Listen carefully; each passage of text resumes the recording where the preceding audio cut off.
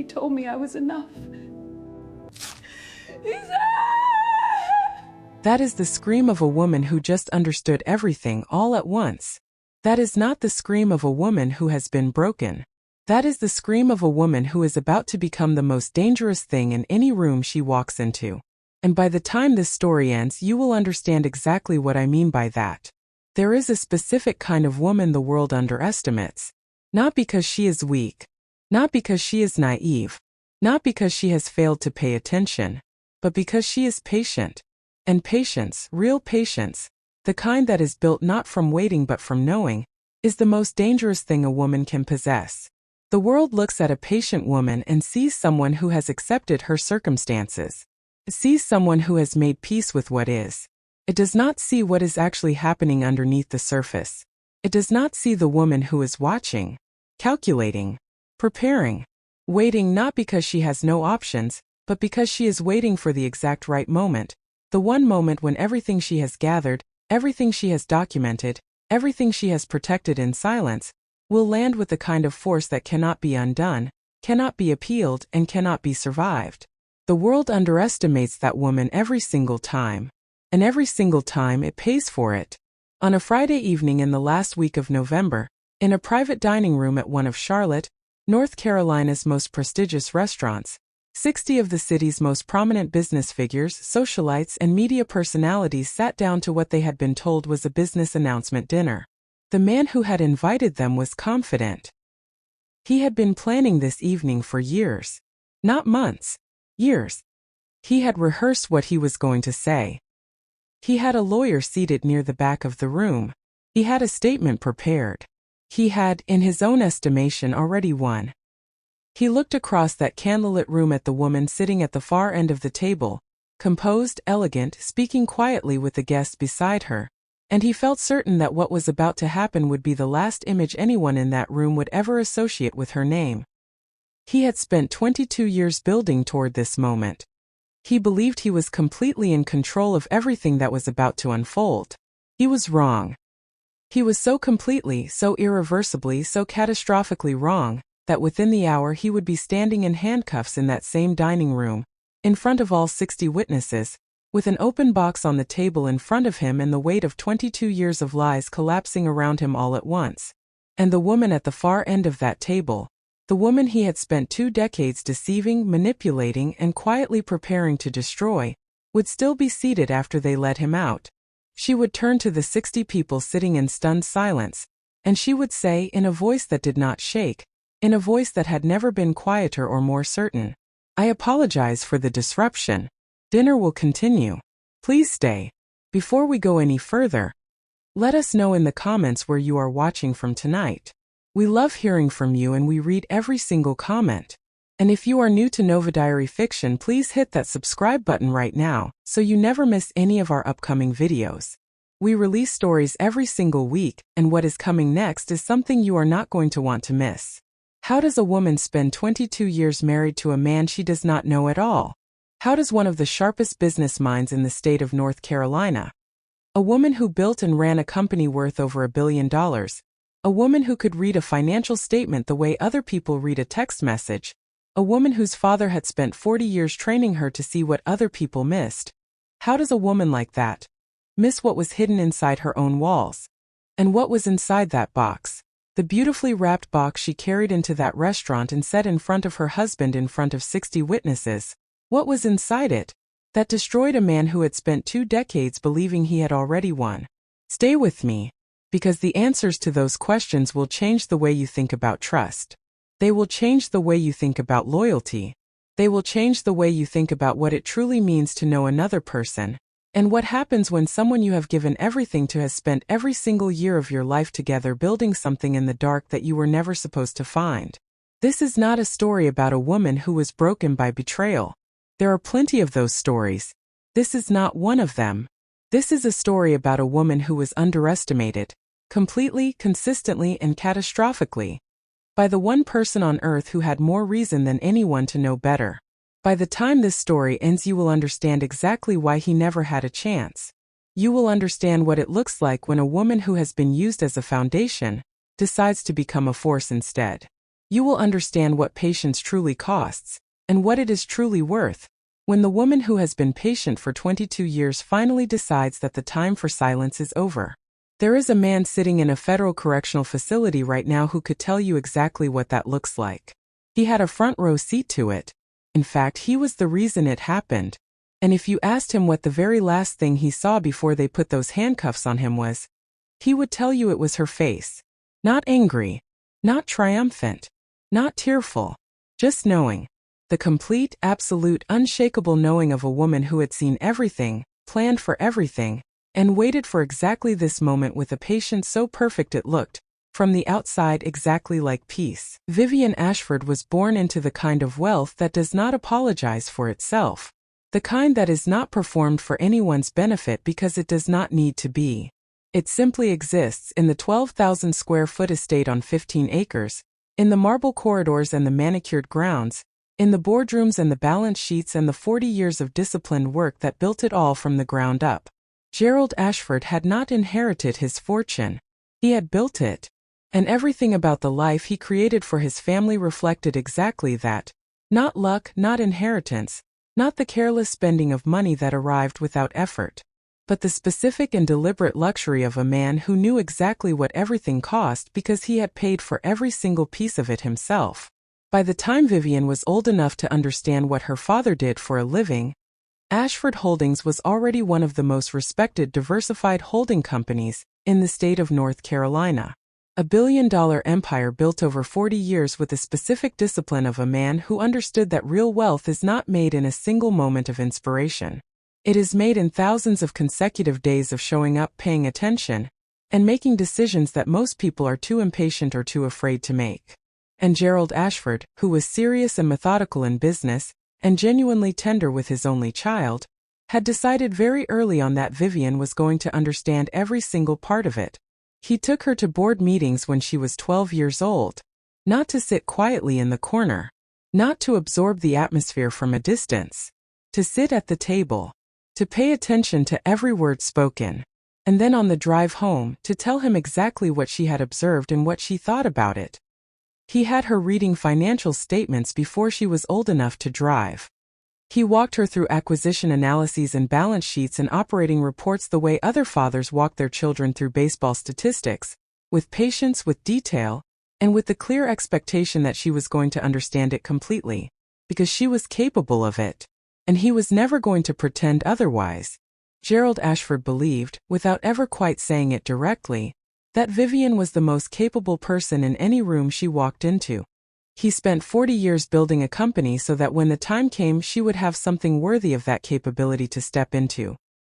He was not raising a daughter who would inherit a legacy. He was raising a woman who would own it. There is a difference. Gerald understood the difference. And so, from a very young age did Vivienne. By the time she completed her MBA and returned to Charlotte at 23, she was not coming back to observe from a safe distance. She was coming back to step inside the company, to understand it from the inside out, to spend a year working alongside the people who ran it before her father formally brought her into leadership.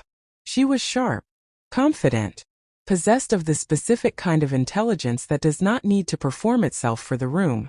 She knew what she knew. She did not need anyone to confirm it. She had grown up in a world where most people treated her with the careful deference of someone who understood that the woman in the room was the owner's daughter, and should therefore be handled gently. She was used to it. She did not particularly like it. And so when she met Derek Calloway at a company event that spring, what drew her to him immediately was something she had rarely experienced in her entire professional life. He talked to her like a peer. Derek Calloway had come to work at Ashford Holdings 2 years before he met Vivienne. 26 years old, middle-class background, state university degree in business, no particular family connections, no inheritance, nothing exceptional on paper. But in a room, Derek Calloway was something different. He was personable, attentive, possessed of a specific social intelligence that made him extraordinarily good at reading people, understanding what they needed, what they wanted to be seen as, what kind of person they most wanted to be talking to, and then becoming exactly that. It was not something he had developed consciously, or at least he would never have described it that way. But it was a skill he used constantly, and he used it well. Gerald Ashford had noticed him within the first year, given him increasing responsibility, because Derek was reliable and hardworking and had the useful quality of making every person he spoke to feel that their problem was the most important thing on his mind. Gerald assessed him as a good man, a steady man, the kind of man who would work hard for something he believed in. Gerald Ashford was, in almost every other context in his life, a very good judge of character. In this single instance, he was catastrophically wrong. At that company event in the spring, Derek Calloway disagreed with Vivienne about something, a minor point of market strategy, nothing significant on the surface. But when she pushed back, as she always did, as her father had trained her to do, Derek held his position. He did not fold. He did not manage her. He engaged with her argument directly, defended his own with calm and specificity, and then, when she made a point he genuinely could not counter, he conceded it, gracefully, without resentment, and then moved the conversation forward as though it were the most natural thing in the world. Vivienne had been in hundreds of professional conversations by that point. She could count on one hand the number of times a man in her father's company had spoken to her that way, like she was simply a person worth arguing with, like her opinion was something to be engaged, not accommodated. She found it deeply refreshing. She was drawn to him immediately, drawn to him the way that sharp women sometimes get drawn to men who know exactly how to make them feel seen, completely, and without adequate caution. She should have looked more carefully at the distinction between a man who treats you like a peer because he respects you, and a man who treats you like a peer because he has calculated with great precision what that treatment will produce. But she was 23 years old, and she had never felt quite like this before. And the view from inside that feeling does not always permit careful looking. They dated for 7 months, a year that Vivienne would later describe, in the rare moments she spoke about it at all, as the happiest of her life up to that point. Derek was consistent, attentive, present in the way a man can be when he has decided that someone is worth the full investment of his attention. He remembered the small things. He showed up without being asked. He made her feel, for the first time in her adult life, that the most capable person in the room was also, with this one particular person, the most cherished. Gerald Ashford watched the relationship develop with the cautious approval of a father who has assessed a situation and found it acceptable, though not entirely without reservation. He liked Derek. He trusted him professionally. But over time, watching the way Derek treated Vivienne, the way he carried himself in her company and in Gerald's, the reservation softened. Slowly. And Gerald Ashford quietly decided that Derek Calloway was a good man who had fallen in love with his daughter. He was not the first intelligent person to make this mistake. He would not be the last.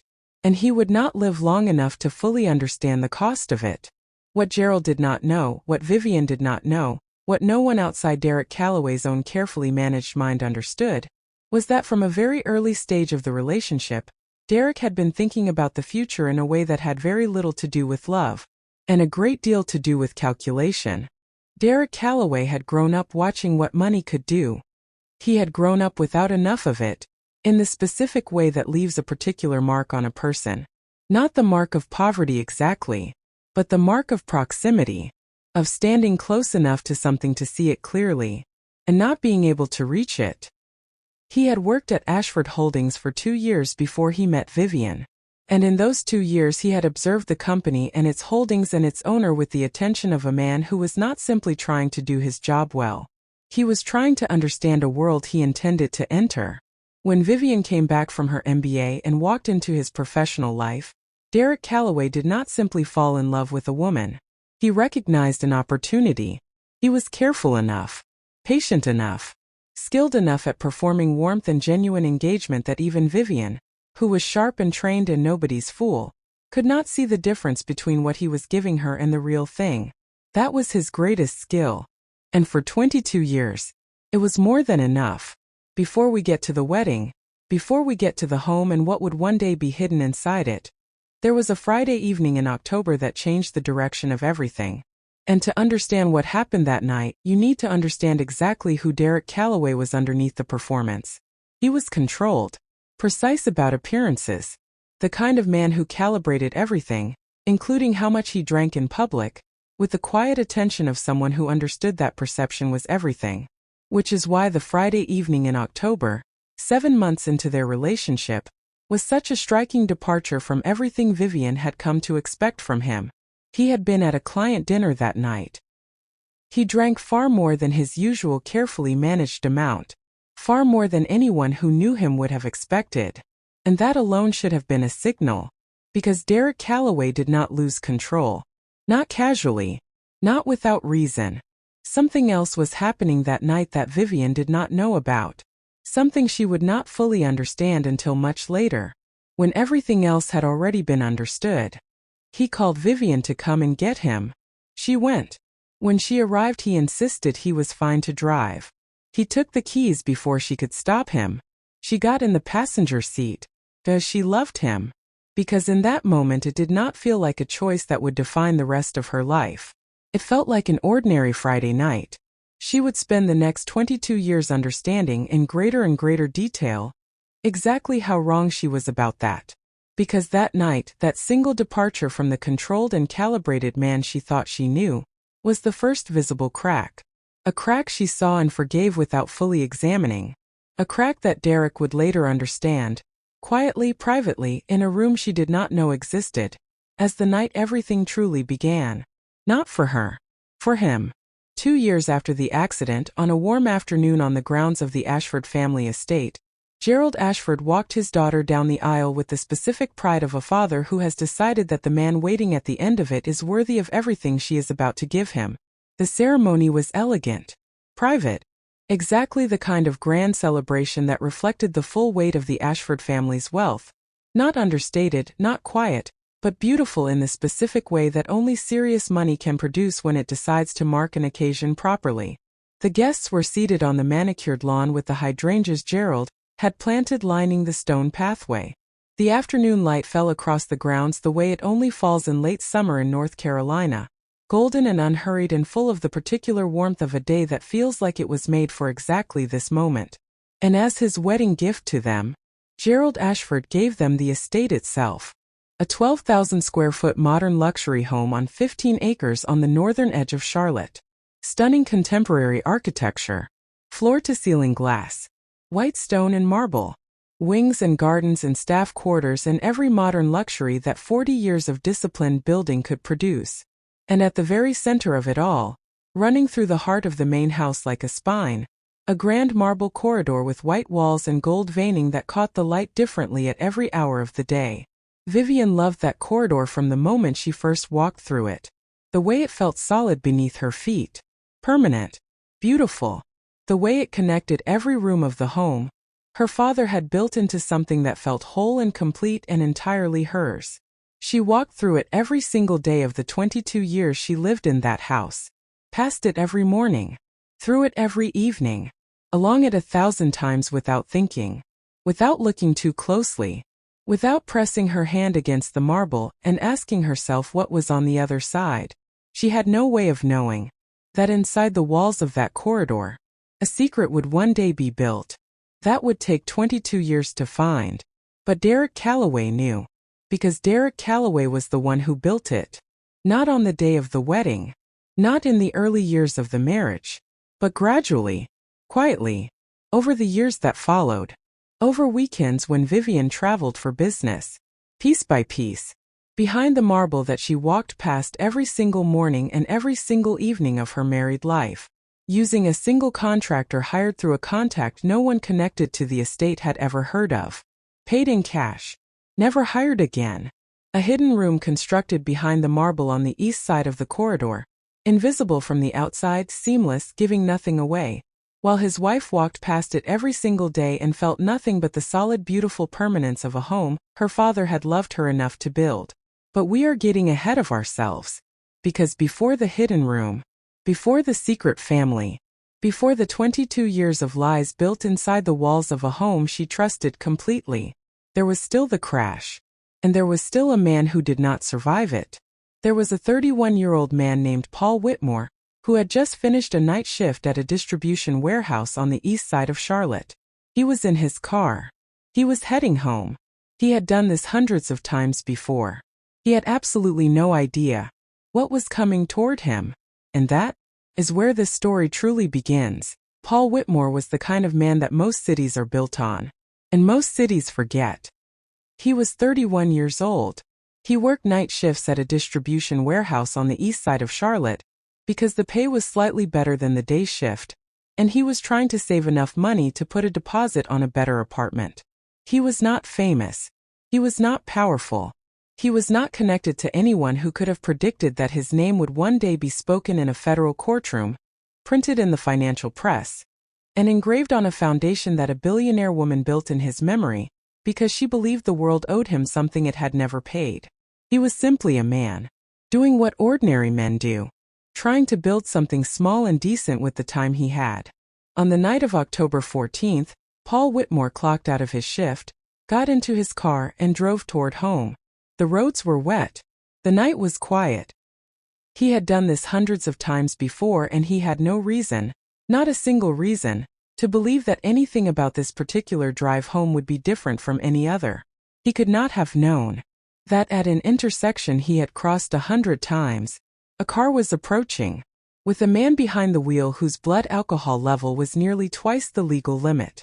And that man was not going to stop for the red light. Derek Calloway ran the red light at Moorhead Street at 11:17 in the evening and struck Paul Whitmore's vehicle as it crossed the intersection. The impact was catastrophic. Paul Whitmore died at the scene. After a long silence. Let that sit.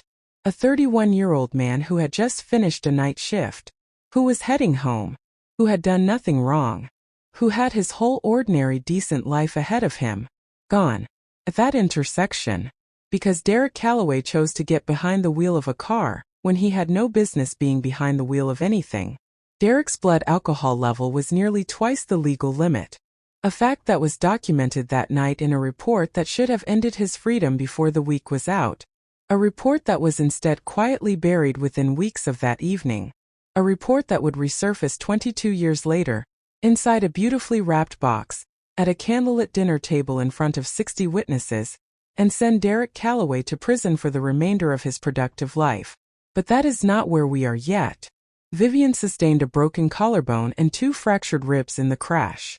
She also sustained a pelvic injury that the emergency room physician stabilized that night and discharged her for, with a careful clinical language that emergency rooms use when something is serious but not immediately life-threatening, and the full implications are not yet understood.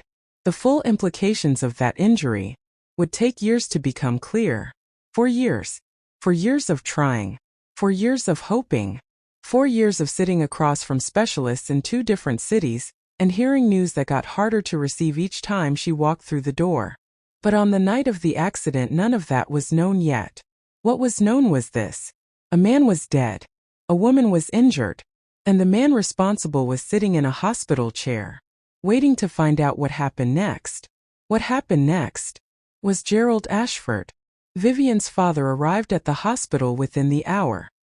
He moved through the corridor with the particular calm of a man who has spent 40 years making difficult decisions under pressure, and has never once allowed the weight of a situation to show on his face before he has fully assessed it.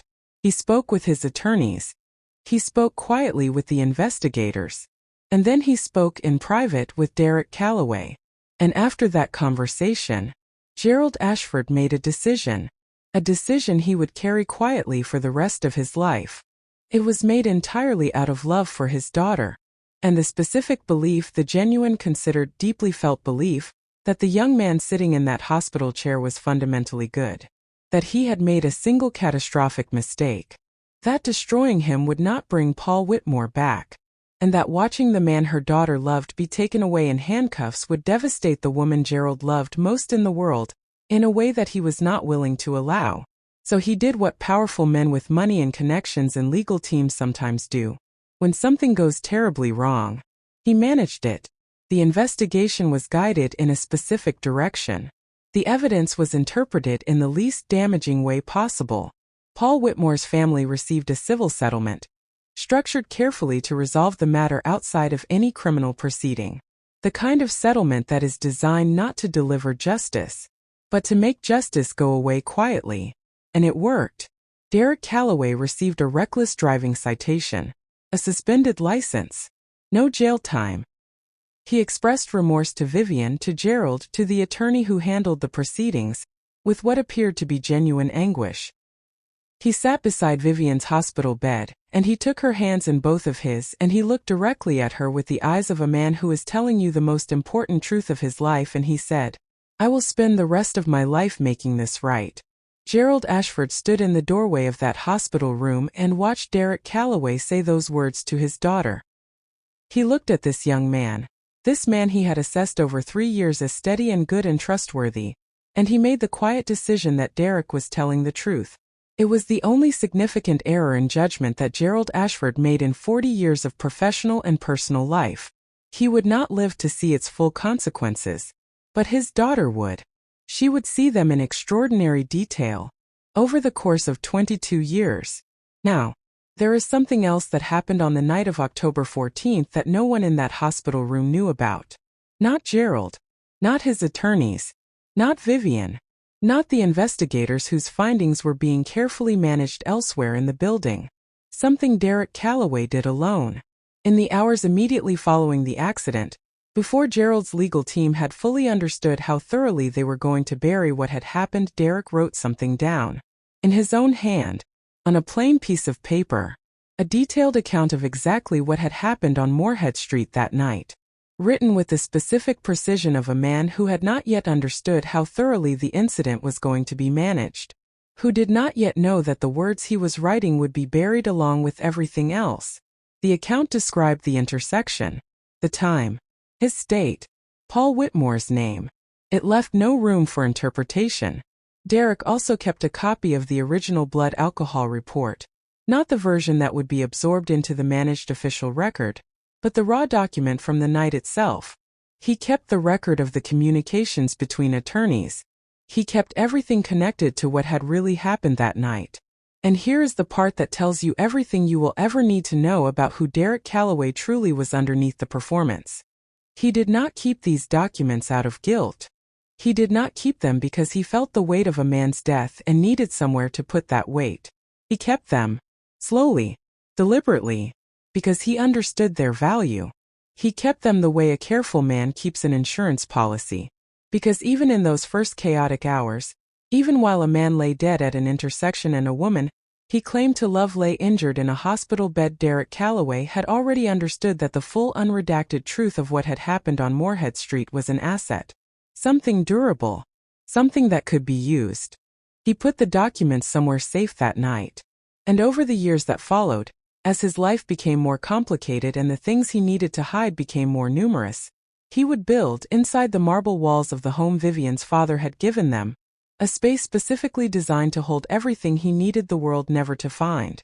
A hidden room behind the marble on the east side of the corridor. Invisible from the outside. Seamless. Giving nothing away. He was careful. He was patient. He was thorough. He did not make the mistake of underestimating the value of what he was protecting. The mistake he made was different. The mistake he made was underestimating the woman whose walls he was hiding it in. And 2 years after the accident, Derek Calloway walked into that wedding with a secret already forming in the back of his mind.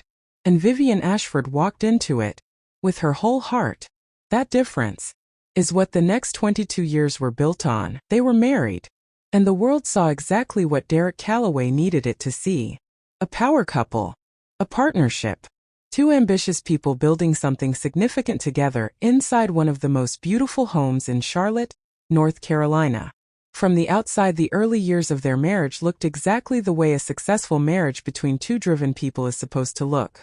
Derek had a senior position at Ashford Holdings. Vivienne was stepping increasingly into leadership alongside her father. They attended the right events. They appeared in the right photographs.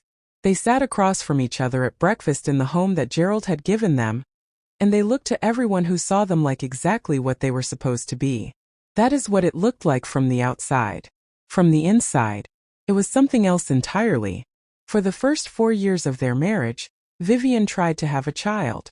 She does not speak about those years in detail, and it would be a failure of respect to press her for more than she has offered. What is known is this. There were pregnancies. There were losses. There were medical consultations that began with cautious optimism and ended after 4 years and multiple specialists across 2 cities with a confirmation of what the earliest doctors had suspected since the night of the accident. The pelvic injury Vivienne had sustained in the crash that Derek caused, the injury that had been stabilized in the emergency room and sent home with her and largely set aside in the overwhelming grief and legal chaos of the weeks that followed, had caused internal damage that could not be fully repaired. Scarring. Structural changes. The kind of quiet invisible consequence that a body carries forward from a single violent moment, and that reveals itself not all at once but slowly over years, in the form of pregnancies that begin and do not continue. In the form of specialist appointments that get harder to attend because you already know before you walk through the door that the news is not going to be different from the last time. In the form of grief that accumulates in layers, each one sitting on top of the last, until a woman is carrying something so heavy, it has become invisible to everyone around her, because she has simply learned to walk with the weight of it. Vivienne carried all of this while simultaneously running Ashford Holdings. She attended board meetings, reviewed acquisition proposals, managed a team of executives, made decisions that affected hundreds of employees and hundreds of millions of dollars in assets. She showed up every single day. She grieved in the margins of a life that kept demanding her full presence. And she kept showing up. Because that was what her father had taught her. Because it was who she was. And because the alternative, stopping, collapsing, letting the grief take over, was not something she was built for. What she needed in those years was a husband who could hold the weight of it with her. And Derek Calloway appeared from the outside to be exactly that. He attended the specialist appointments. He held her hand in the offices. He came home when she called. He said the things a husband says when a marriage is being tested by grief, the right words in the right tone, with the specific warmth of a man who knows how to perform presence so convincingly that the person beside him never thinks to question whether it is real. And when Vivienne in the 3rd year of their attempts brought him a folder she had spent weeks putting together, research on surrogacy clinics, success rates, legal frameworks, financial projections, Derek Calloway looked at it, set it down gently, took her hands in his, and told her no. He told her no with apparent care. He said he had thought about it deeply. He said he was not sure he could form a genuine connection with a child that had not been carried by her. He said what mattered to him was her, only her, and that their life together without a child was more than enough. He said she was the only woman he would ever need. He looked directly at her when he said it. The way he had looked at her in that hospital room years earlier when he had promised to spend the rest of his life making things right. And Vivienne, who was exhausted from years of grief and loss, and from loving a man through the specific pain of knowing that his choices had cost her something she could never get back, chose to believe him. She closed the surrogacy folder. She told herself he was right. She poured herself back into Ashford Holdings with an intensity that the financial press would later describe as one of the most impressive executive tenures in the company's history. She grew it. She expanded it. She made it bigger and stronger and more valuable than it had ever been under her father's leadership. And she did all of this while living with a man who was in the same years, in the same house, behind the same walls, building something else entirely. Because while Vivienne Ashford-Cole was sitting across from fertility specialists hearing news she already knew was coming, Derek Calloway's second family was growing. While she was going through her first miscarriage, a woman named Sandra Reeves in Dublin, Ireland, was already pregnant with Derek's first child. While Vivienne was being told by doctors that her body had been changed permanently by an accident that Derek caused, Derek was quietly wiring money from accounts connected to the Ashford household to an address in Dublin that Vivienne had never heard of and would not hear of for another 18 years. The first child, a boy named Ethan, was born in the 3rd year of Derek and Vivienne's marriage. The second, a girl named Camille, in the 5th year. The third, another boy, James, in the 8th. All 3 were raised in Dublin, educated in private schools, funded entirely with money that originated from the fortune Vivienne Ashford-Cole had inherited from her father and continued to grow through her own intelligence and labor. Sandra Reeves had been told that Derek's situation in America was complicated, that he was managing a business transition that required his continued presence there, that he would eventually resolve everything and come to them. that she was the future he was working toward. She had believed this, or had chosen to believe it, for 22 years, because the money was consistent, and because Derek was warm and present when he was there, and because a woman who has built her life around a man's promises sometimes continues building, even when the foundation underneath begins to feel uncertain. Now, behind the marble wall on the east side of the corridor that Vivienne walked through every single morning and every single evening of her married life, the hidden room was filling up. Derek had built it gradually, quietly, over weekends when Vivienne traveled for business, using a single contractor hired through a contact no one connected to the estate had ever heard of. Paid in cash. Never hired again. Not large. Not elaborate. But completely invisible from the outside and specifically designed to hold everything he needed the world never to find. Inside it he kept photographs of Sandra and the children. Letters. A second phone. Wire transfer records. Financial documents structured to be invisible in the household accounts. Passports. Everything that constituted the documentary evidence of the life he was living behind the one Vivienne could see. And because it was inside the main house, inside the walls of the home Vivienne walked through every single day, it was the last place anyone would ever think to look. That was the point. That had always been the point. He maintained it carefully. He visited it quietly. He added to it gradually. And his wife walked past it every single morning and every single evening, and felt nothing but the solid, beautiful permanence of a home her father had loved her enough to build. Gerald Ashford died in the 7th year of Vivienne and Derek's marriage. A cardiac event. Swift. Without prolonged suffering, which was, those who knew him agreed, exactly the way Gerald himself would have chosen if choosing had been possible. He left everything to Vivienne. The company. The estate. The full holdings of a fortune that had grown to slightly over $1.2 billion. He left Derek nothing directly. Not as a slight. Simply as the reflection of a man who believed that his daughter was the rightful inheritor of everything he had built, and that her husband's security was her business to manage as she saw fit. Vivienne was deep inside her own grief in the months after her father's death. She leaned on Derek. And he was there, present and steady and warm exactly as he had always been, exactly as she needed him to be. She noticed nothing wrong. What she did not know was that in those same months, while she was sitting with the grief of losing the most important man in her life, Derek Calloway had quietly retained an attorney. Not to manage the estate. Not to protect their shared assets. Not to help Vivienne navigate the legal complexity of inheriting a billion-dollar company while grieving her father, but to begin quietly and methodically reviewing the structure of Ashford Holdings and the legal framework of their marital estate, specifically to determine how long it would take and what it would require to ensure that in the event of a divorce he would be entitled to the largest possible share of a billion-dollar estate. He sat in the front row at Gerald Ashford's funeral. He held Vivienne's hand. He grieved with the apparent sincerity of a man who had lost a father-in-law he genuinely respected. And while the tears were still fresh on his wife's face, he was already running numbers. He was not grieving a father. He was calculating a timeline.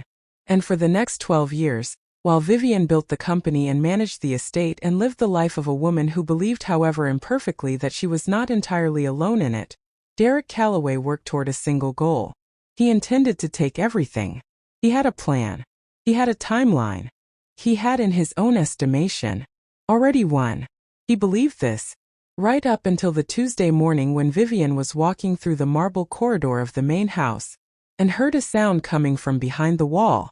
But we are not there yet, because before that Tuesday morning, there were still 12 more years of a marriage that only one person in it was actually living.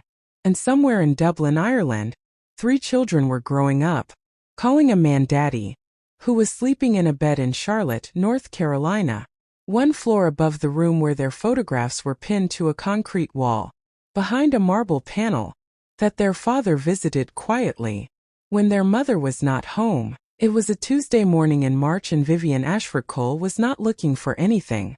That is the part of this story that is worth sitting with for a moment. Because there is a version of this kind of discovery that involves suspicion and searching, and a woman who has already begun to sense that something is wrong and is following her instincts toward the truth. This was not that version. Vivienne was not suspicious that morning. She was not following a feeling or investigating anything. Derek was at the office.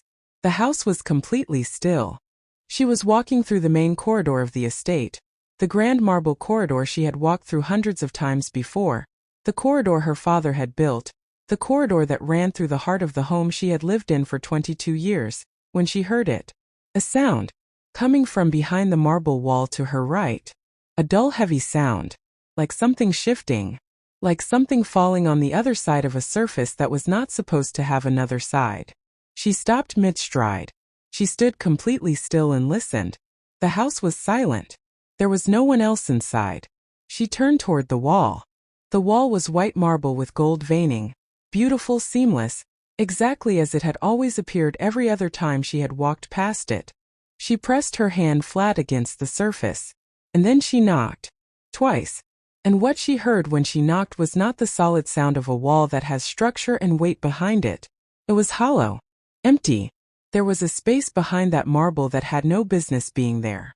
She had been taught by her father, who believed deeply in paying attention to the physical reality of the spaces you occupy, who had taught her to know the difference between a wall with structure behind it and a wall with nothing but air and secrets, and she knew immediately what that hollow sound meant. She did not panic. She did not step back. She ran her fingers slowly along the surface of the marble until she found it.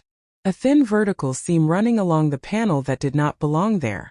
A seam so carefully constructed that you would never see it unless you were looking, unless you already knew something was wrong.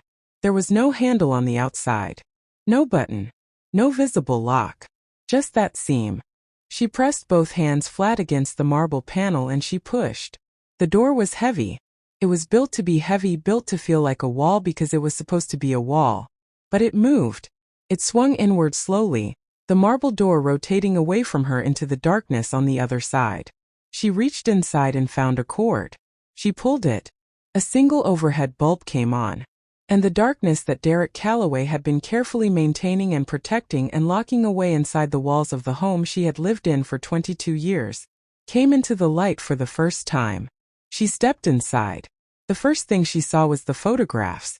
They covered the entire left wall of the concrete room from top to bottom, not hidden away in folders or locked in boxes, pinned directly to the concrete and displayed with a particular organization of a man who had been proud of what he was looking at every time he came in here. She stepped closer, and she saw the faces. A boy who looked about 19 years old, a girl who looked about 17, a younger boy who looked about 14. Children she had never seen in her life. Children with Derek's eyes. Children with Derek's jaw. Children with Derek's particular way of holding the chin up when being photographed. There were pictures of Derek with these children at birthday parties, on a beach somewhere with light that did not look like North Carolina light, at what appeared to be a school graduation, in a warm living room at Christmas with a decorated tree behind them. And beside Derek in photograph after photograph was a woman. A white woman, younger than Vivienne, smiling at Derek with the ease and comfort of someone who had been smiling at the same man for a very long time and had never once had a reason to stop. Vivienne stood in front of those photographs and she did not move for a long time. And then her legs gave way. Not dramatically, not in a collapse. They simply stopped holding her up the way legs sometimes do when the mind receives something the body cannot process standing. She went down to her knees on the cold concrete floor, and she looked at those children's faces, and the first tear came before she even understood she was crying. Then the second. Then they stopped being individual tears and became something else entirely. A flooding. A releasing. The specific kind of crying that a woman does when she is completely alone, and there is no one to perform composure for. She reached out and touched one of the photographs with her fingertips. The youngest boy, laughing at something outside the frame. And she thought about the specialists' offices. She thought about the pregnancies that had begun and had not continued. She thought about the folder she had brought to Derek, the surrogacy research, the clinic names, the success rates, and she thought about his hands taking her hands and his voice saying, "You are enough for me. I do not need children. I only need you." She thought about all of it. And then she screamed.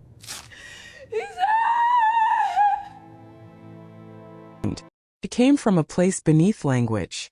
From somewhere deeper than words or thought or the composed professional woman who ran a billion-dollar company and never let anyone see her unravel. It tore out of her in that small concrete room with the overhead bulb swinging slightly above her, and the photographs of his children surrounding her on all sides and no one in the entire house to hear it. The veins in her temples stood out. The tears came so fast and so hard she could not see. Because it was not just the photographs. It was not just the children. It was the full weight of what those children meant landing on her all at once. He had caused the accident that destroyed her body. He had sat in that car drunk and run that red light, and the damage his choices did to her that night was the reason she could never carry a child to term. And then he had watched her grieve that loss for 4 years. He had sat beside her in specialists' offices. He had held her hands through every loss. He had refused the surrogacy folder with his eyes full of performed tenderness. And the entire time, from before the first miscarriage, from before the first specialist appointment, from the very beginning, he had been raising children, 3 of them, in another country, while she was being told her body could not do what it was made to do because of what he had done to it. The same man. It had always been the same man. She screamed until there was nothing left to scream with. And then she wiped her face with the back of her hand. And she kept going. She stood up from her knees and moved to the shelf on the right side of the room. The documents were organized in labeled folders the way a careful man organizes things he intends to return to. She took the first folder and opened it. Wire transfer records. 22 years of them. Her money. Her inheritance. The fortune her father had spent 40 years building and she had spent 22 years growing, redirected, consistently, methodically, to an address in Dublin, Ireland that she had never heard of and never known existed. She read every line. The amounts. The dates. The account structures Derek had built specifically to make the transfers invisible in the household records. The tears kept coming, but she did not stop reading. She sat down on the floor because her legs had decided they were done holding her up again.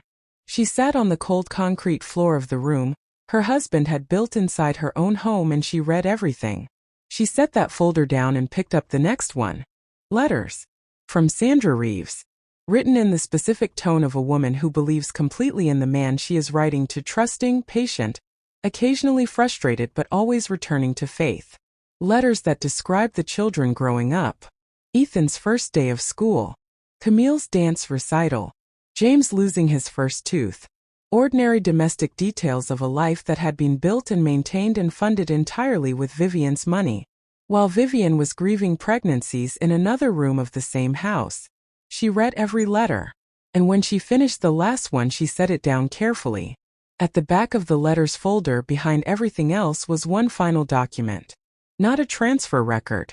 Not a legal paper. A letter. Written by Derek. To Sandra. Undated. Never sent. She opened it and she read it, and this was the last thing that broke her before everything inside her turned to stone. Because in that letter Derek described Vivienne. He described their marriage. He described the years of fertility treatments and the miscarriages and the surrogacy conversation.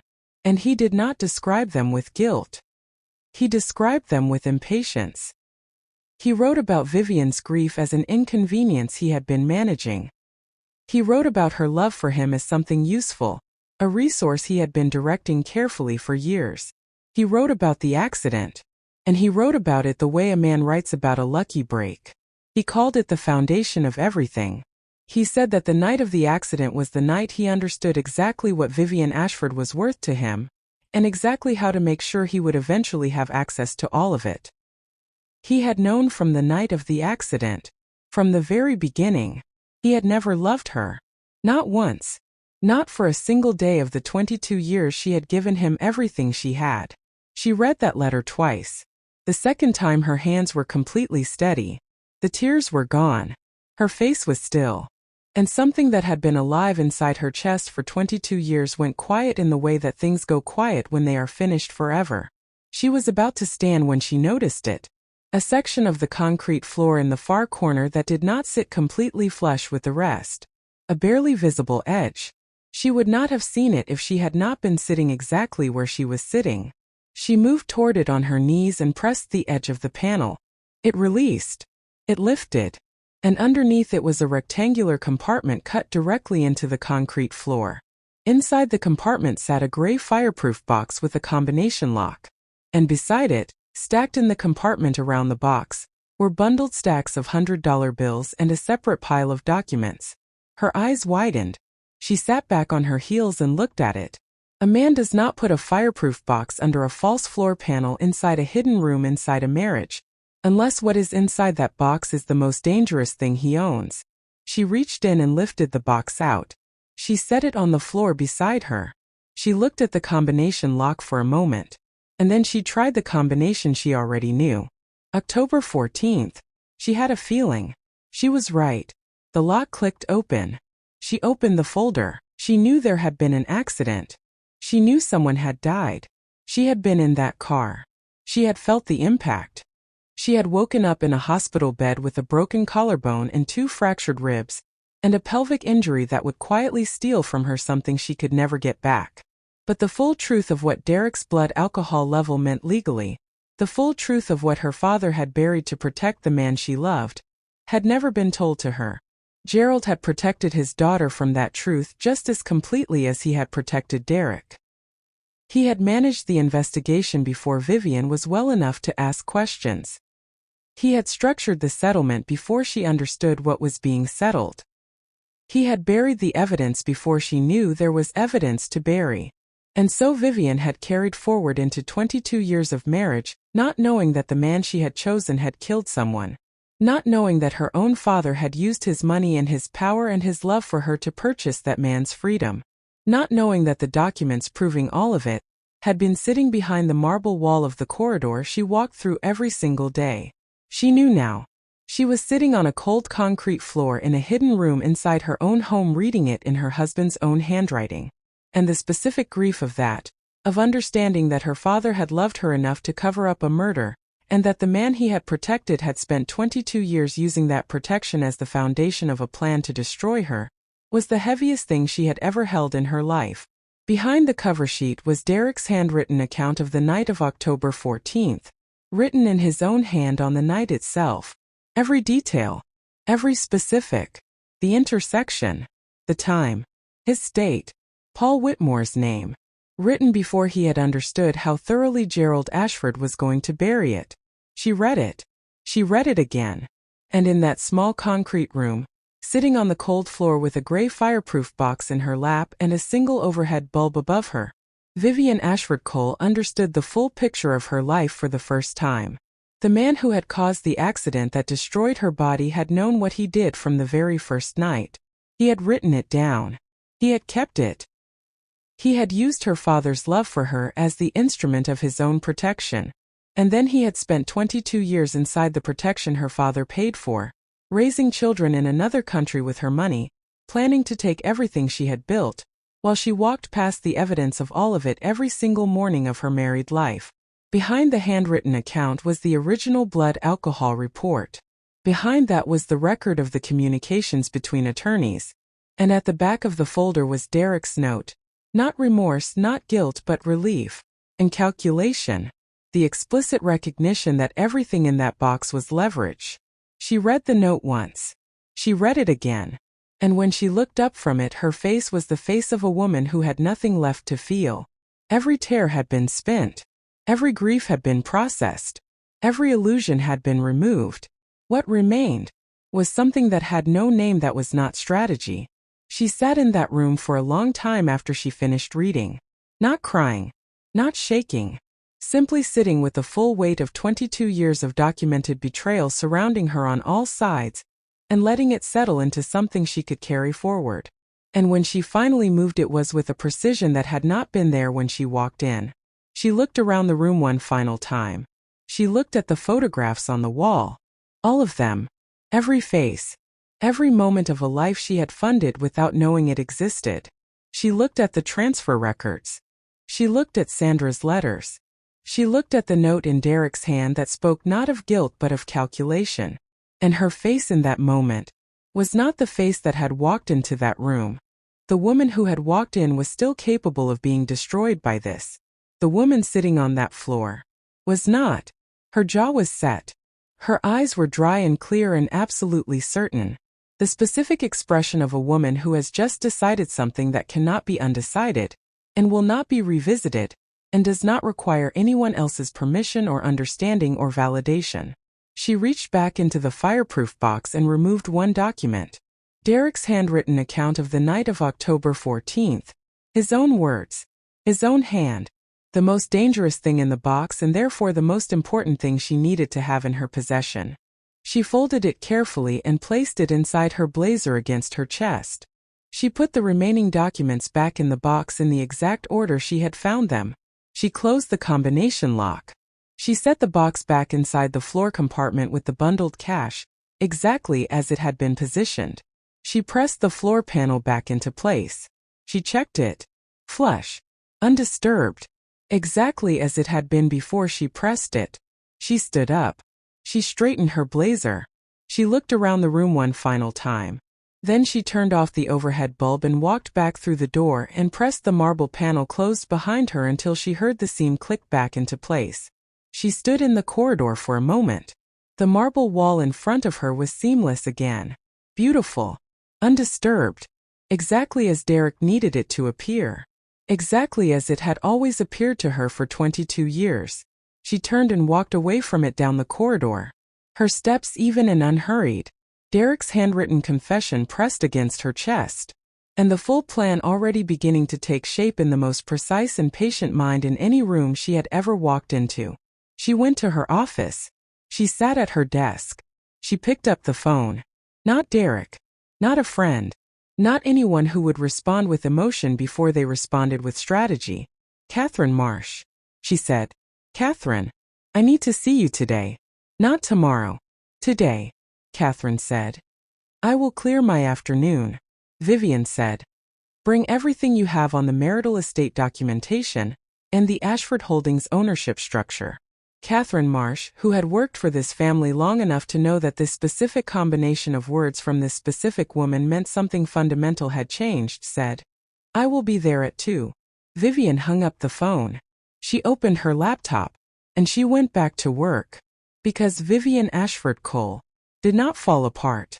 She planned. Vivienne sat at her desk after she hung up the phone. She had made the call. Catherine was coming. Everything that needed to happen in the next hour was already in motion. The laptop was still open in front of her. She was still working. Not because there was nothing to feel, but because she had already felt it. All of it. In that concrete room on that cold floor with a single overhead bulb above her. She had felt every single thing that room had to give her, and she had left it there when she walked out. What was sitting at that desk now was not a woman who was falling apart. It was a woman who was planning. Catherine Marsh arrived at 2 o'clock exactly and did not leave until nearly 9 that evening.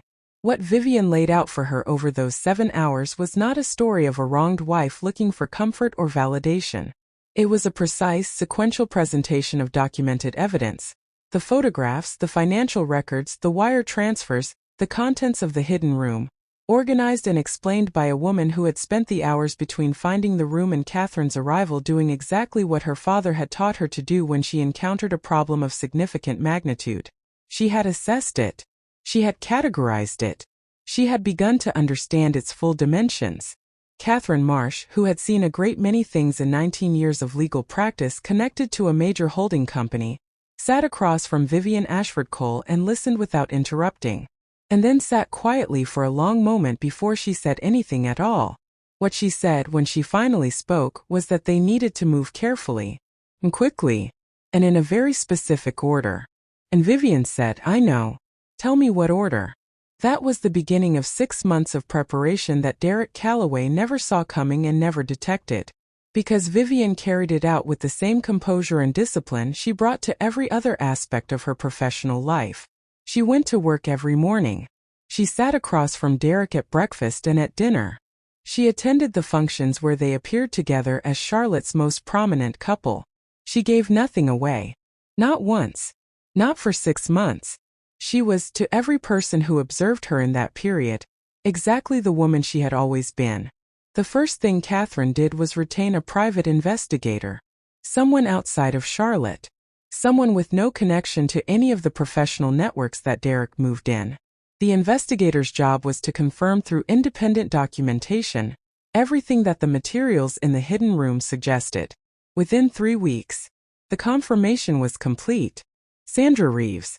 Dublin, Ireland. 3 children. 18 years. A life that had been constructed and maintained and funded with money that traced directly back to the Ashford estate. The investigator's report was thorough and specific, and left no interpretive room. Vivienne read it once, filed it, and moved to the next step. The next step was a forensic accountant, a specialist in financial fraud and marital asset cases, retained through Catherine's office, with no direct connection to Ashford Holdings. The accountant's task was to trace the full history of Derek's financial activity over 22 years, to document every transfer, every account structure, every mechanism Derek had used to move money from the Ashford estate to Dublin without it appearing in the household accounts in a way that would have been immediately visible. What the accountant found over the following weeks was a pattern of financial activity that was sophisticated and deliberately constructed, and that when fully documented and annotated constituted clear and prosecutable evidence of financial fraud on a scale that went well beyond anything a divorce proceeding could address. 22 years of marital waste.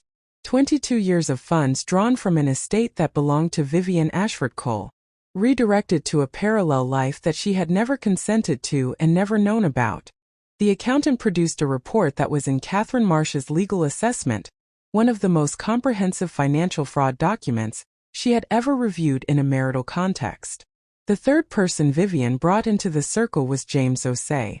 James O'Say was a criminal attorney, formerly a federal prosecutor, one of the most respected in the region, a man who had left the government 3 years earlier to enter private practice, and who had a reputation for taking cases that were complicated and winning them with a thoroughness that opposing counsel found difficult to prepare for. Catherine recommended him. Vivienne met with him alone, without Catherine, in his office on a Wednesday afternoon, and she laid the full picture before him. The accident.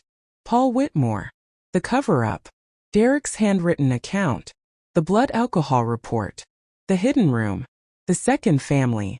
The financial fraud. The 22-year construction of an alternative life funded with stolen wealth. James O'Say listened to all of it without speaking. When she finished, he was quiet for a moment that felt longer than it probably was. And then he said, "What you have brought me is not simply grounds for divorce. What you have brought me is grounds for a criminal prosecution of significant magnitude."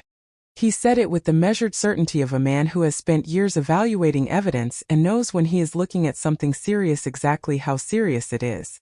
Vivienne said, "I know. Tell me what we need to do." James O'Say told her. And she did every single thing he said, in exactly the order he said to do it. Over the following months, while the legal preparation was building, Vivienne was simultaneously working with Catherine to restructure the ownership architecture of Ashford Holdings in ways that were entirely legal and entirely beyond Derek's reach.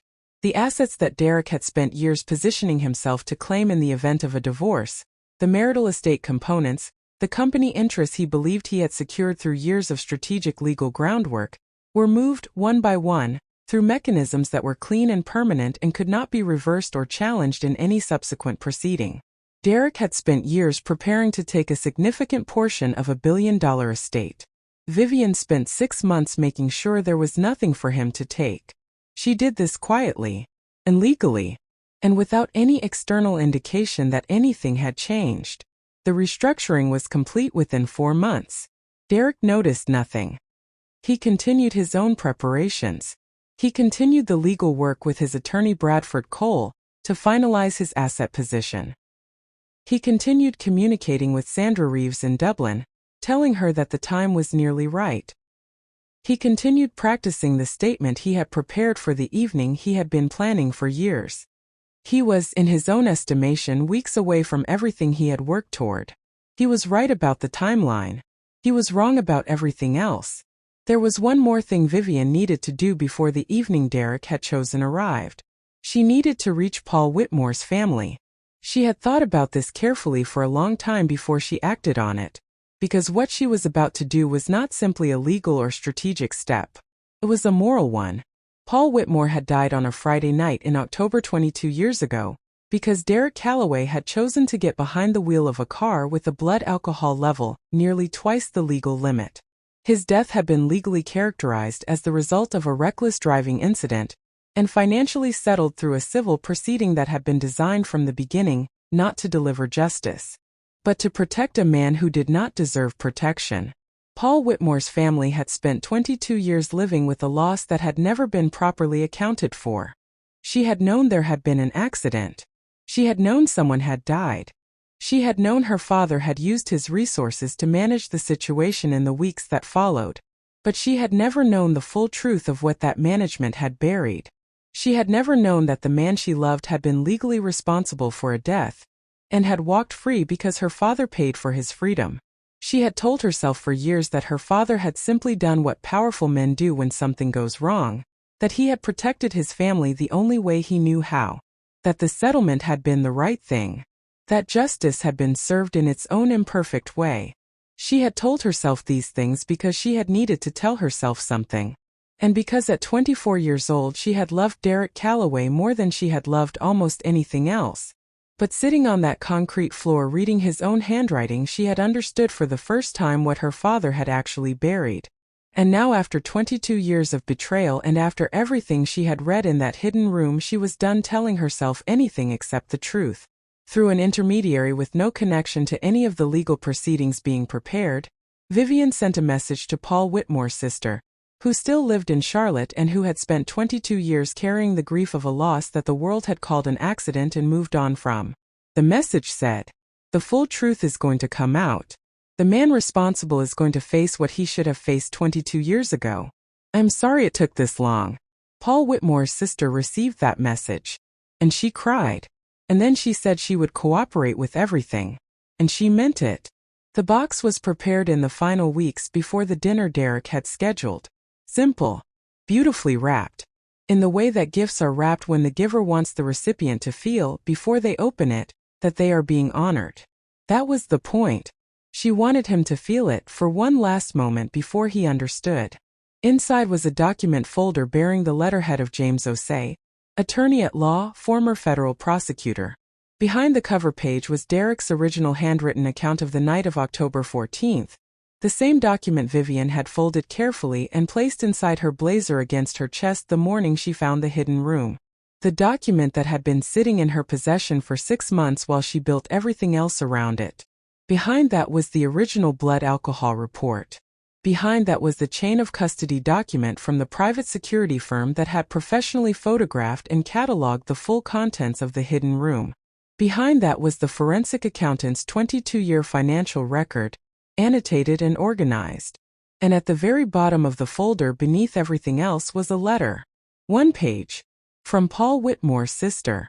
Addressed to whoever would be in the room when the box was opened. Describing her brother. Describing the night he died.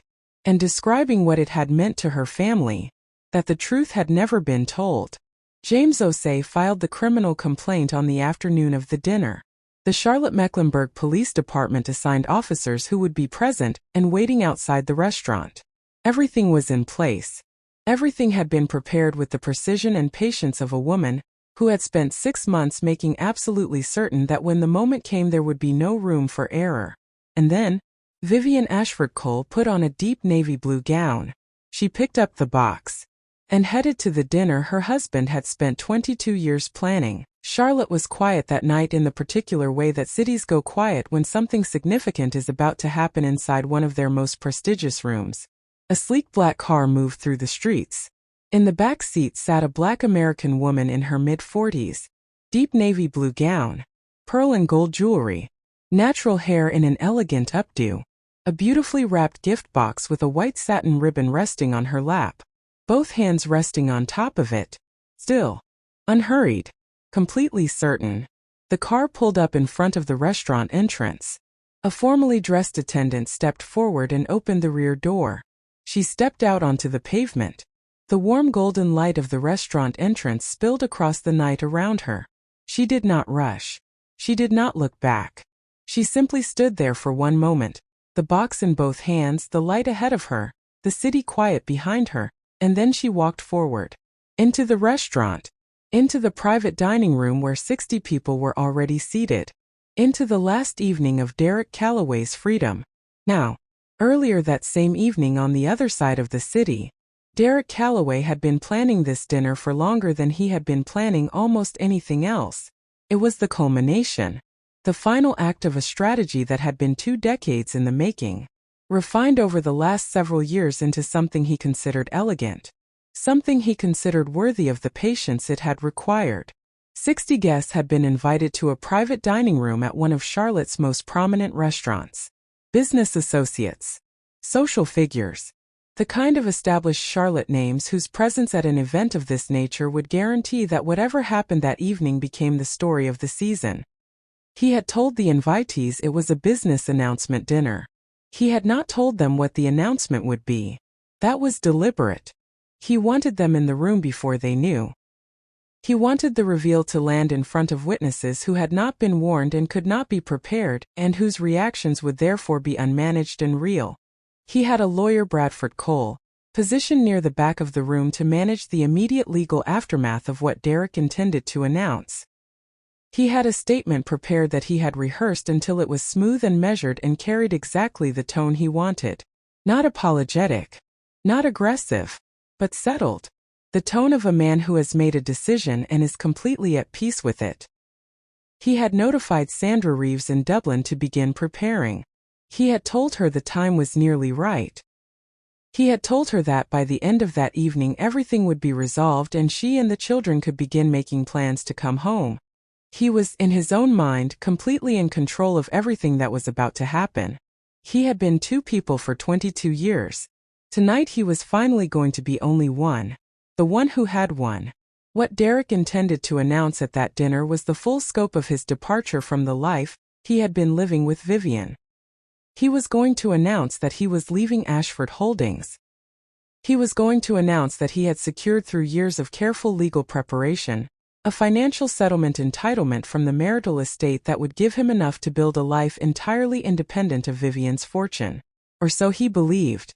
Because he did not yet know that Catherine Marsh had spent the previous 4 months quietly and legally removing from his reach every single asset he had positioned himself to claim. He was going to reveal the existence of Sandra Reeves and his 3 children in Dublin. He was going to do all of this in front of 60 witnesses in a room full of Charlotte's business and social establishment because the public nature of it was part of what he wanted. He wanted Vivienne to experience the humiliation of it in front of people who mattered. He had spent 22 years performing the role of devoted husband and the performance was ending tonight, and he wanted the curtain call to be large. He had calculated with the particular cruelty of a man who has spent 2 decades studying a person in order to use them that a public humiliation in front of the people whose respect mattered most to Vivienne would be the most damaging possible ending to the story he had been writing without her knowledge. He was about to discover that the story had an author he had not accounted for. On the days leading up to the dinner, Vivienne did exactly what she had been doing for 6 months. She went to work. She came home. She sat across from Derek at breakfast. She attended a charity event with him the week before the dinner and smiled in photographs and spoke with their acquaintances with the warmth of a woman who has nothing on her mind except the evening in front of her. Derek watched her in those final weeks with the particular attention of a man who has assessed a situation and found it to be proceeding exactly as planned. He saw what he expected to see. A composed woman. A busy woman. A woman whose attention was on her company and her calendar and the ordinary rhythm of a life that was, as far as Derek could tell, entirely unaware of what was coming. He saw a woman who had not suspected anything. He saw a woman who was going to be blindsided. He was wrong about this in a way that is almost difficult to fully absorb. Because the woman he was watching, the woman he had spent 22 years studying and performing for and deceiving, had spent the last 6 months preparing something that made his dinner look by comparison like a minor inconvenience. He did not know this, and so he continued with his plan. He confirmed the reservation. He confirmed Bradford Cole's positioning in the room. He sent a final message to Sandra in Dublin. And on the last Friday of November, He got dressed for the dinner he had been planning for years and drove to the restaurant where 60 people were waiting, and where he believed with complete certainty that the evening belonged entirely to him. He was right about one thing. The evening was going to be unforgettable. He was wrong about everything else. She walked into the private dining room with the composure of a woman attending an event she has been looking forward to. She greeted the guests who were already seated. She took her place at the table. She began a conversation with the person beside her, as though the evening were exactly what it appeared to be. Derek watched her from across the room. He had expected her to look uncertain, or distracted, or to carry in her face some trace of the difficulty of a woman who has been managing the slow decline of her marriage. She looked like none of those things. She looked exactly like herself. And Derek Calloway, who had spent 22 years reading this woman, looked at her composure and saw what he had always seen when he looked at Vivienne Ashford-Cole in a difficult moment. A woman who did not know what was coming. He was wrong. He had never been more wrong about anything in his entire life. He called the room to attention. He thanked the guests for joining him. He said he had an announcement that would surprise them. He began to speak. He delivered 2 sentences of his prepared statement. And then, Vivienne Ashford-Cole stood up. She did not stand up loudly. She did not interrupt him with anger. She did not create the kind of scene that a lesser woman might have created. The raised voice, the accusation, the particular drama of a woman who has been wronged and needs the room to know it immediately. She simply stood. In the specific way that a woman stands when she has decided that the time for sitting quietly is over. And the room went silent. The way rooms go silent when the person who is most fully present in them has decided to speak. 60 people who had been watching Derek Calloway reach the climax of his prepared announcement suddenly found that their attention had shifted entirely to the woman in the deep navy blue gown at the other end of the table. She was not rushing. She was not trembling. She was not performing outrage or grief or any of the emotions that the room might have expected from a woman in her position. She was simply standing, and she said, "Before you continue, I would like to give you something."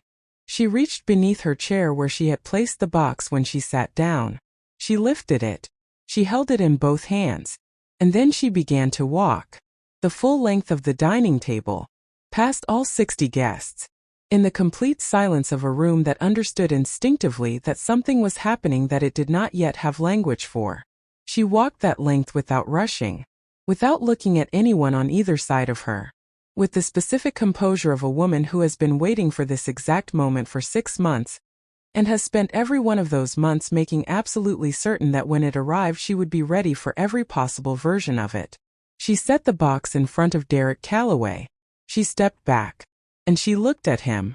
Bradford Cole near the back of the room had already leaned forward in his chair, with the expression of a man whose professional training has told him that something has gone wrong before his conscious mind has fully processed what it is.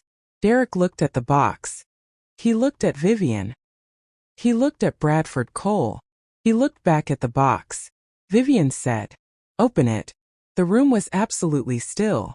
Derek opened the box. He lifted the lid and looked at the folder inside, and he read the name on the cover page. James Osei, attorney at law, former federal prosecutor. And something shifted in his face. Not dramatically. Not the collapse of a man who has been caught and knows it. Something smaller than that. And more permanent. The particular shift that happens in a person's expression when they understand in a single moment that the ground they have been standing on has changed, and is not going to change back. He turned to the first document behind the cover page. Derek's original handwritten account of the night of October 14th, written in his own hand. On the night itself. Every detail. Every specific. The intersection. The time. His state. Paul Whitmore's name.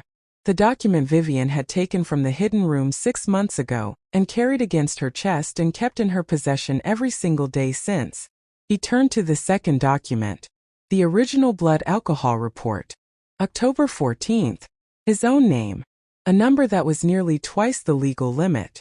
A document that Gerald Ashford's legal team had absorbed into the official record 22 years ago, and that Derek had believed since that time was safely buried. He turned to the third document.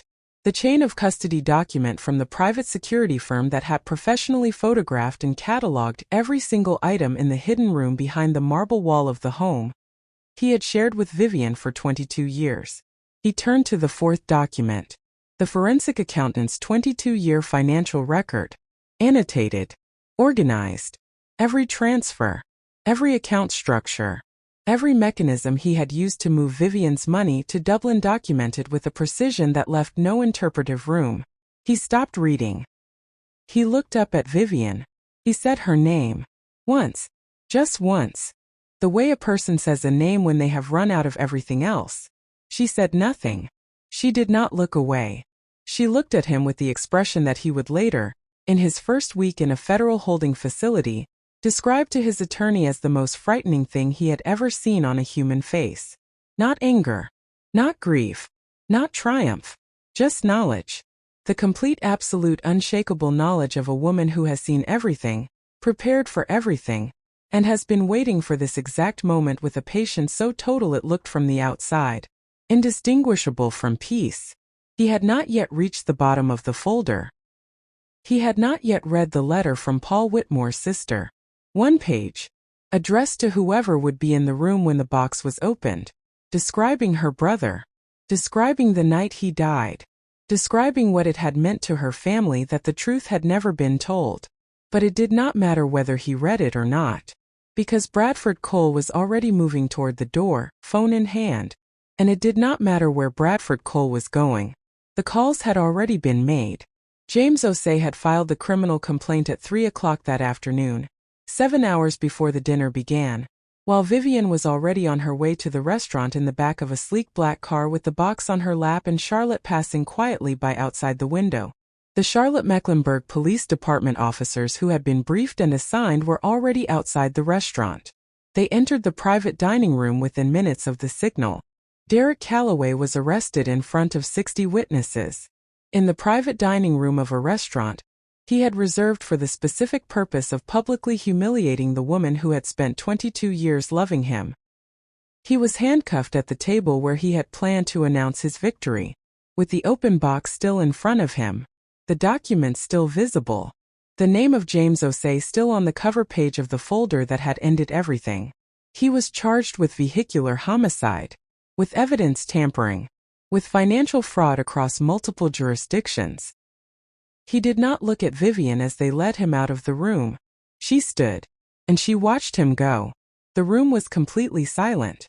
Not the silence of a room that has been shocked into stillness.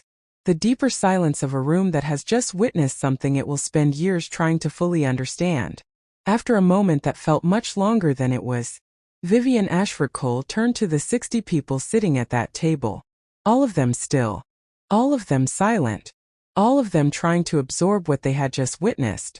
And she said, in a voice that did not waver by a single fraction, in a voice that was quieter than anything else in that room, and somehow the only thing anyone could hear, I apologize for the disruption.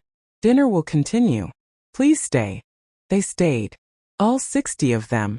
Not because the evening had gone as anyone expected. Not because the food was exceptional or the company was particularly comfortable after what they had all just witnessed. But because Vivienne Ashford-Cole had asked them to stay in a voice that did not waver, and with an expression that did not invite argument, and because there is a specific kind of authority that a woman carries when she has just done exactly what she said she was going to do, and every person in that room understood instinctively that they were in the presence of it. The dinner continued. Quietly. Carefully. With a particular atmosphere of 60 people who have just witnessed something they do not yet have the full language for and who are choosing, in the absence of that language, to simply be present and eat their food and speak in lowered voices and wait for the world outside that dining room to catch up to what had just happened inside it. Vivienne sat at her place at the table. She finished her dinner. She spoke with the guests around her with the warmth and composure of a woman attending an event she had been looking forward to. And when the evening ended and the last guest had said their goodbye and the restaurant had gone quiet around her, she walked out into the Charlotte night, got into the waiting car, and went home. Derek Calloway was convicted on all charges the following year. The trial drew the kind of sustained media attention that cases involving the public unraveling of a prominent figure tend to generate, amplified in this instance by the specific drama of the arrest itself. The dinner, the box, the 60 witnesses, the handcuffs at the table, all of it had been widely reported within hours of that Friday evening, and had produced a level of public interest that the Charlotte legal community had rarely seen in a case that crossed from civil into criminal jurisdiction with this much documented evidence behind it. The prosecution's evidence was comprehensive. In the assessment of the legal analysts who covered the trial, it was essentially unassailable. Derek's own handwritten account of the night of October 14th, the original blood alcohol report, the forensic accountant's 22-year documentation of the financial fraud, the private investigator's confirmation of the Dublin family, and the testimony of Paul Whitmore's sister. She stood in that courtroom and she described her brother. She described the night he died. She described the 22 years her family had spent living with a loss that had never been properly accounted for. She delivered all of it with a composure and a clarity that the courtroom sat absolutely still for.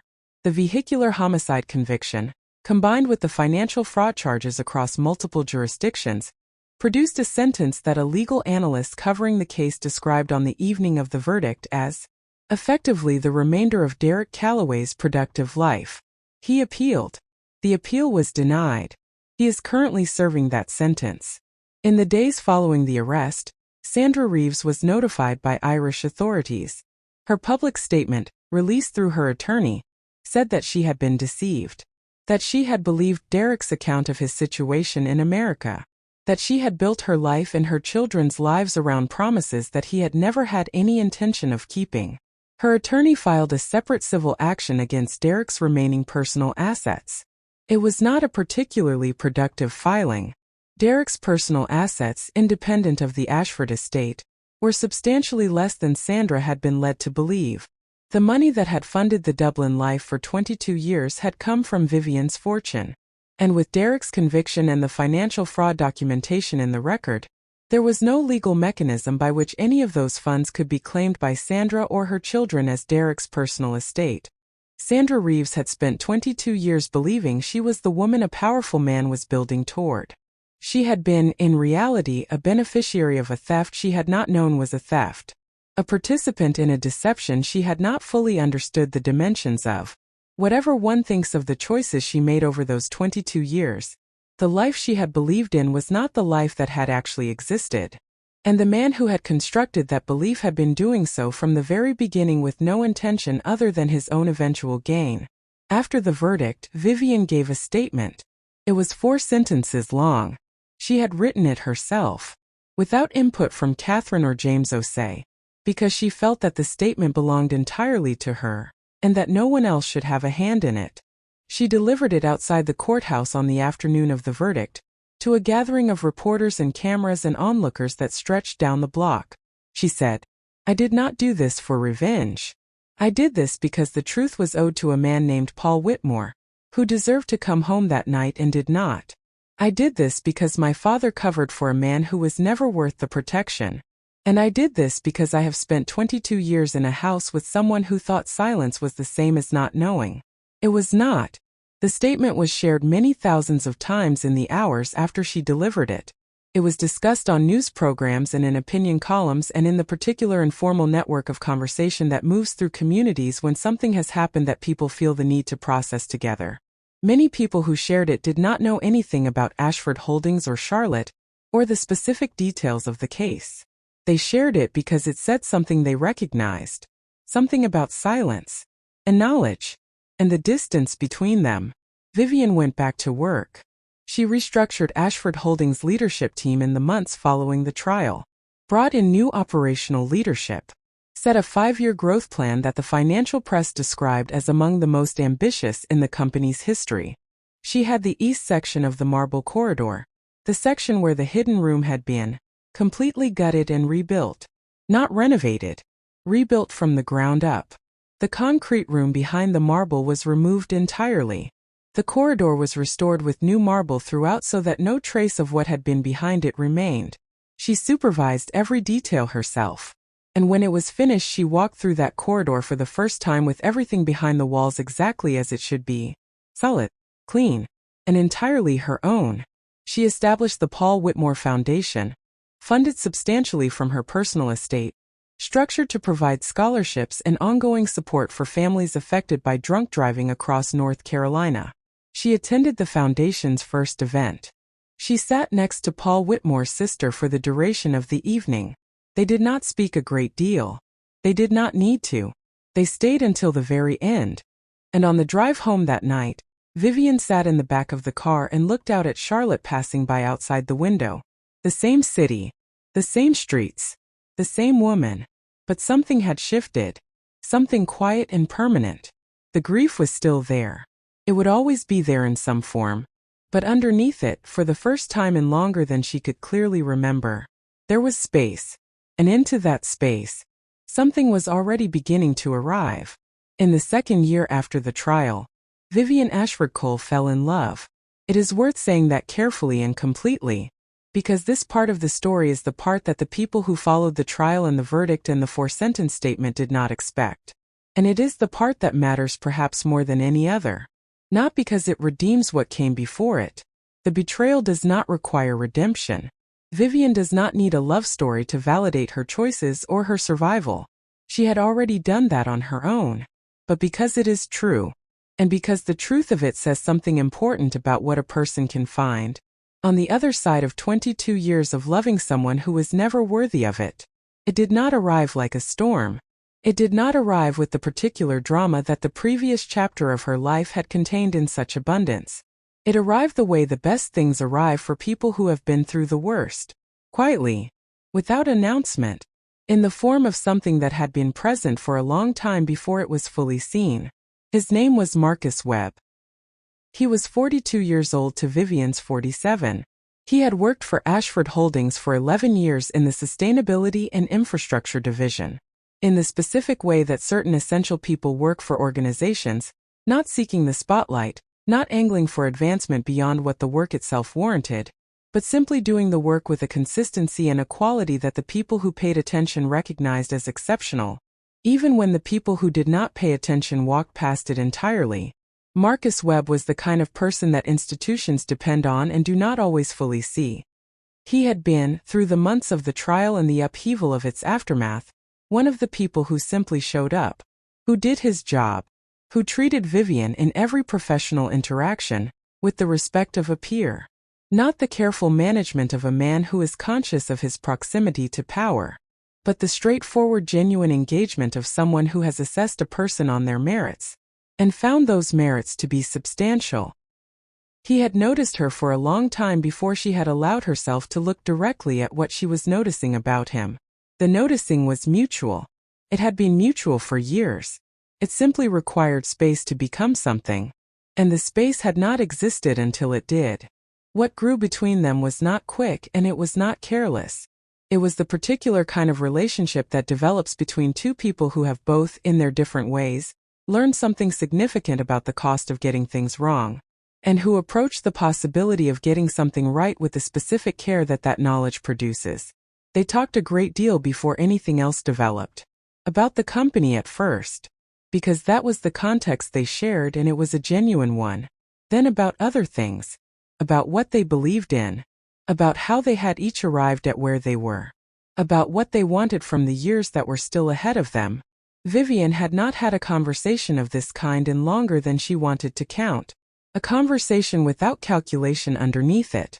Without the awareness that the person she was talking to was also simultaneously performing something for her. Marcus Webb talked to her the way she had once thought Derek Calloway talked to her. Except that this time the quality was not a performance. This time it was simply who he was. She had enough experience by now to know the difference. And this time, she looked directly at it. They were married on the grounds of the Ashford estate in the spring of the third year after the trial. The hydrangeas that Gerald Ashford had planted along the walkways were in full bloom.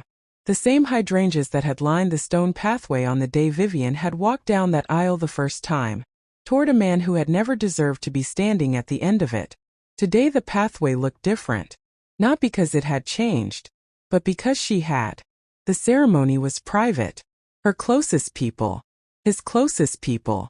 The particular intimacy of an event that does not need to be large to be significant. That does not need an audience to be real. Vivienne wore her grandmother's jewelry. She did not carry a bouquet. And she walked to Marcus Webb on her own, unaccompanied, because she had been walking on her own long enough to be very good at it, and because she wanted the choice to walk toward him to be exactly that. A choice, made consciously, by a woman who understood in full what choosing costs, and what it is worth. She made promises she intended to keep, to a man she had chosen with the complete understanding of someone who has loved the wrong person for 22 years and knows, with absolute certainty, what it feels like to finally be looking at the right one. Marcus Webb stood beside her. He made his own promises. He meant every word. She believed him. And this time, without qualification, without the particular careful distance that had always sat underneath her certainty before. She was right. This story is not really about Derek Calloway, though his choices drive every single moment of it. It is not really about the box, though the box is the image that stays with you.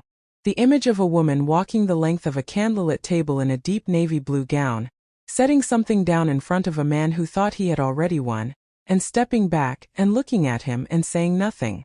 It is not about the hidden room, or the second family, or the 22 years of lies built inside the walls of a home she walked through every single day. All of those things are part of it, but they are not what it is about. What this story is about, at its deepest and most essential level, is what happens when a woman who has been used as a resource, financially, emotionally, reputationally, in every way that a person can be used by someone who has decided that they are a means to an end rather than a person worthy of honesty, decides that the resource is hers, that everything she built is hers, that everything her father built before her is hers, that the years cannot be taken back and the losses cannot be undone, and the grief she carried in the margins of a life that kept demanding her full presence cannot be returned to her, but that the future is entirely, completely, and irrevocably recoverable, that the ground is still solid, that the company is still standing, that the name above the door of Ashford Holdings is her name, that it was always her name, that it will continue to be her name, and that the man who spent 22 years building on top of the foundation she provided, without her knowledge and without her consent, is no longer standing on it. Vivienne Ashford-Cole survived the betrayal. She survived the losses that Derek's carelessness had caused her body, the pregnancies that did not continue, the child she had wanted and had been told by the man responsible for the wanting being impossible that he did not need. She survived the grief of it, and the humiliation of finding it out, and the specific anguish of reading, in a hidden room inside her own home, in her husband's own handwriting, the documented proof that the man who had told her she was the only woman he would ever need had been, from the earliest years of their marriage, raising children with another woman in another country, using her money. She survived the 6 months of silence, the breakfasts, the dinners, the charity events, the social appearances, the daily performance of a normalcy that had ceased to exist the morning. She pressed her hand against a marble wall that sounded wrong. She survived all of it. And then she stood up, and she picked up a box, and she walked the length of a dining room table in front of 60 witnesses. And what she did when she set that box down was not revenge, though it looked like revenge from the outside. It was something quieter, and something more permanent. It was a woman returning to herself everything that had always been hers. The company, the estate, the future, the name, the right to walk forward without the weight of a man who had spent 2 decades treating her life as raw material for his own. All of it, hers, always hers. He had simply needed to be reminded. Now, before you go tonight, I want you to sit with something, because this story, like all the stories worth telling, does not resolve everything cleanly. It leaves you with something to carry, and what it leaves you with is a question. Was what Vivienne did revenge, or was it justice? And is there a difference? She set herself on the steps of that courthouse that she had not done it for revenge. She had done it for Paul Whitmore, who deserved to come home that night and did not. She had done it because the truth was owed and had not been paid. She had done it because 22 years of silence is a very long time to hold something that belongs in the light. But the question of whether the motivation matters, Whether the distinction between revenge and justice is meaningful when the outcome is the same. When a man is in prison and a woman is free and a family that was never properly mourned has finally been properly acknowledged. That question does not have a clean answer. It never does. And I think that is appropriate. Because the best stories do not resolve everything. They leave you with the things that are worth carrying forward. So I want to know what you think. Not because it is a question I am asking casually, but because this story, Vivienne's story, deserves a real conversation. And the only place that conversation can happen is in the comments below. Was this revenge? Was this justice? Is there a difference? Tell me. I read every single one. Before you go tonight, I want to ask you something. Not about the case. Not about Derek Calloway. Not even about the box, though I know the box is what you are going to be thinking about when you close this video and go about the rest of your evening. I want to ask you something more personal than any of that. Have you ever stayed silent about something? Because you loved someone? Have you ever known something, in the way that you know things before you have the full words for them, and chosen not to look at it directly because the looking felt like more than you could afford? Because Vivienne stayed silent too. For 22 years, in different ways and for different reasons, she carried things she did not fully examine. And when she finally stopped staying silent, when she sat down on the floor of a hidden room with the documented truth of her entire marriage spread around her and chose not to look away, she did not do it loudly. She did it with complete composure. And then she made a phone call and went back to work. And 6 months later she walked into a room and set a box on a table and changed everything. I am not saying that patience is always the answer. I am not saying that silence is always wisdom. What I am saying is that Vivienne Ashford-Cole knew who she was. And she knew what she was worth. And she never let Derek Calloway's 2-decade project of erasure take either of those things from her. And in the end, that was what he could not survive. Not the box. Not the documents. Not even James O'Say. It was the fact that after 22 years of trying to diminish her, she was still entirely, completely, and unanswerably herself. That was what he could not survive. That was what destroyed him. If this story reached you tonight, if it said something to you that you needed to hear, or reminded you of someone you love, or someone you are still in the process of becoming, please share it. Share it with the person you think needs it most. Your sister. Your daughter. The friend who has been carrying something she has not yet found the words to set down. Share it with her. That is what it is for. And if you have not yet subscribed to NovaDiary Fiction, please do that right now. Because what is coming next is something I have been sitting with for weeks. And I want to make sure you do not miss it. It is the story of a billionaire CEO. A man who loved his wife so completely that when she disappeared without a trace, no footage, no evidence, no explanation, he refused to believe she was gone. He searched for 3 months. He demanded answers from everyone around him. He questioned his own mother. He held his security team accountable. He did everything a man does when the person he loves most in the world has vanished from a home that should have been the safest place in the world for her. And then he was told that a body had been found, that it belonged to his wife. He grieved her. He buried the idea of her. He carried that grief the way a man carries something he knows he will never put down. And then one day, on a routine business trip to another state, he walked into a meeting at one of his friend's companies, and he saw her. His missing wife. The woman he had been told was dead. She was 7 months pregnant. She had been 3 months along when she disappeared. Found 4 months later by strangers who did not know her name. Working as a cleaner in a large corporate building. Heavily pregnant. On her feet every single day. With no memory of who she was. Of who he was. Of the home they had shared. Of the life they had built. Of the child growing inside her that he had not known was still alive. He walked toward her. She looked up at him the way a stranger looks at someone they have never seen before. And she said, "I'm sorry, sir. Are you okay?" And he understood in that moment that the truth of what had happened to her, of who had taken her and why and how, was so much worse than anything he had allowed himself to imagine. That story is coming. And when it does, you are not going to be ready for it. Make sure you are subscribed so you do not miss it. And until then, take care of yourself. You are worth more than you have probably been told today. And I think, if you have stayed with this story all the way to this moment, some part of you already knows that.